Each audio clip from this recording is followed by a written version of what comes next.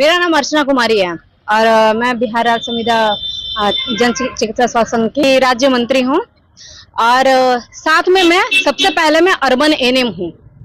और urban NM होने के नाते जितना हमें ये अर्बन जब बने थे हमें तो लगा शहरी एनएम है तो शहर में भाई तो दम भी होगा, लेकिन इसमें दम खम कुछ नहीं है, क्योंकि जितना लोग बाकी लोग जितना काम कर रहे हैं सेम हम भी वही काम कर रहे हैं। लेकिन परेशानी ये है भैया कि जितना सबको मिल रहा है उसका आधा भी हमें नहीं मिल रहा है। एनएचएम कर्मी को समान काम समान वेतन, बिल्कुल समान काम और समान वेतन। और जब तक हमें परमानेंट नहीं किया जाता है कम से कम 26,000 रुपए दो जो बाकी लोगों को दे रहे हो। अब कितना मिल रहा है? अभी सिर्फ 11,500 रुपए। 11,500 बिल्कुल। तो यही कहेंगे 11,500 में दम नहीं और 26,000 से कम नहीं।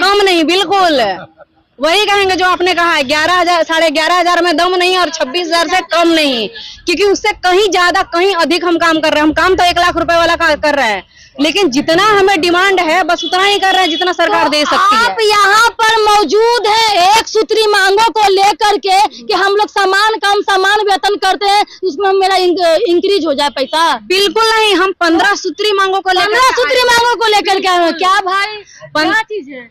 पहली मांग ये है कि हमें 26,000 का हमें वेतन मिलना चाहिए, न्यूनतम मजदूरी जो होती है। दूसरा है हमें परमानेंट किया जाए। तीसरा है हमें जो 35% अभी एनएचएम कर्मी को मिला है, राजकर्मी का दर्जा न है। बिल्कुल है। और वैसे भी हम राज्य स्तरीय हमारी भर्ती भी उसी से हुई है भाई। तो हमें तो किस तरीके से आपको जो फॉर्म फिल किए थे किस तरीके से आपका ज्वाइनिंग? राज्य सरकार जैसे एनएचएम जो होता है, एनएचएम एनयूएचएम कोई पेपर में निकला था।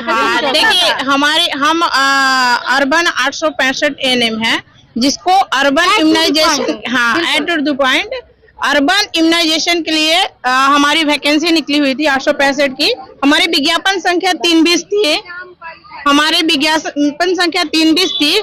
हम लोग बतौर एग्जाम पास करके आए हैं। मेरिट के सिलेक्शन से सीबीटी एग्जाम लिया गया था और चूंकि हमारा उसमें 11,500 रुपए उस समय सैलरी थी।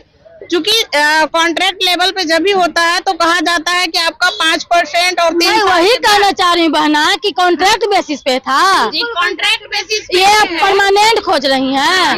60 साल का राजकर्मी का दर्जा।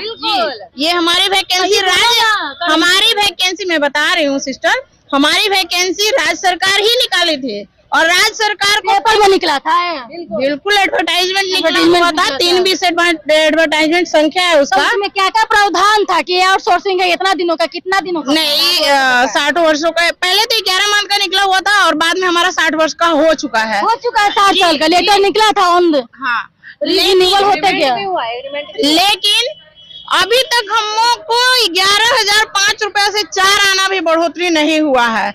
चूंकि हमारे पीछे लोग आए और उनको 35% मैटरनिटी लीव, 5% इंक्रेजमेंट और बॉडी इंश्योरेंस, ईपीएफ, पीएफ कटौती सारा चीज मिल रहा है।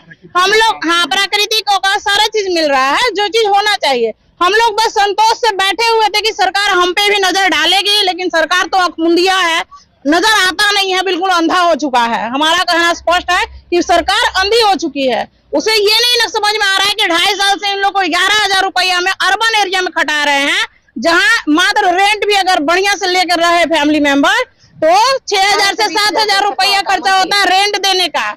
हम लोग 11,000 में क्या करें? इसीलिए हम यहाँ आज 45-47 हीट वेव लोगों को देखते हुए आप इस पर हम सरकार से ये कहना चाहेंगे कि इस पर विचार कीजिए। आखिर हम लोग 2.5 साल के बाद यहाँ क्यों आए हैं? क्यों? आखिर क्यों? इस सवाल का हमको जवाब चाहिए। हमको जब तक परमानेंट नहीं होता है न्यूनतम वैधानिक 26,000 रुपया किया जाए, 35% का बढ़ोतरी जो अदर लोगों को मिल रहा है वो हमें दिया जाए, 5% का इंक्रीजमेंट दिया जाए, पीएफ दिया जाए, बॉडी इंश्योरेंस कराई जाए, ताकि हम रोड चलते मर जाए तो हमारा भी फैमिली ये कहे कि हमारी माँ और हमारी बहन, हमारी सिस्टर जो थी जॉब करती थी और उनसे हमको कुछ भविष्य सुधरा है। ये ना कहे कि मेरी माँ भिखमंगी थी। मंत्री से बात हुई है? जी नहीं, किसी से नहीं हुई थी। आप लोग ये मैटर को पहुंचाने का कोशिश किए? बहुत जगह हम लोग जिला स्तरीय धरना 1 दिवसीय 2 दिवसीय लेटर बाय लेटर करते आ चुके हैं, लेकिन सरकार को कोई सुनवाई नहीं है। इसलिए हम लोग आज यहाँ आए हैं और इस चीज को कंटिन्यू करेंगे। अगर सरकार आज नहीं सुनती है तो हम इस चीज को अनिश्चितकालीन धरना में भी परिवर्तित करेंगे। मैडम हमको समझ में नहीं आ रहा है कि आप ये हमको बताइए कि जिस तरीके से ज्वाइनिंग का जो आप लोग का जो है आपका लेटर मिला होगा, तो ऑन द प्रोसेस क्या था, रिक्रूटमेंट का प्रोसेस क्या था, कैसे किस तरीके से आया था? निकाली राज्य स्वास्थ्य समिति, ठीक है, एग्जाम ली राज्य स्वास्थ्य समिति, काउंसलिंग करवाई राज्य स्वास्थ्य समिति और रिजल्ट भी दी राज्य स्वास्थ्य समिति। लेकिन फिर विभागीय मैटर क्या हुआ, हम लोग का ज्वाइनिंग बिहार सरकार स्वास्थ्य विभाग सचिवालय से मिल गई और यहीं पे आके मैटर फंस चुका है। लेटर में क्या लिखा था, कुछ आया होगा ना कि मेरा 60 साल का है और नहीं, पहले तो 11 महीना का संविदा का था, उसके बाद रिन्यूअल किया गया, फिर 60 साल के लिए हो गया। 60 साल के किए गया, तो 60 साल के कौन सी परमानेंट है कि आउटसोर्सिंग है?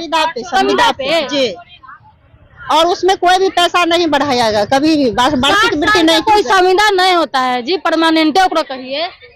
60 साल का संविधान नहीं होता, 4 महीने छोड़ एग्रीमेंट किया गया है, एग्रीमेंट किया गया। NHM जो है वो हम 60 साल के लिए कर देता है, लेकिन संविदा पर ही रहता है। तो ऐसा भी है, अभी जितना भी नौकरी आया है 11 मंथ के बाद ना एग्रीमेंट 60 साल के लिए कर दिया। समझ गए, आप लोग का निचोड़ यही ना है कि समान काम का समान वेतन हमको मिलना चाहिए और राजकर्मी का हम लोग का दर्जा देना चाहिए। जो बिहार सरकार की है ना सैलरी, हम लोग को मिलती नहीं है, ना ही NHM की सैलरी मिलती है, नहीं हम लोग कहाँ सैलरी भी नहीं मिलती है। जो राज्य सरकार को देना चाहिए वो सैलरी नहीं मिलती है, और जो NHM को देना चाहिए वो भी सैलरी नहीं मिलती है। आखिर हम हैं कहाँ?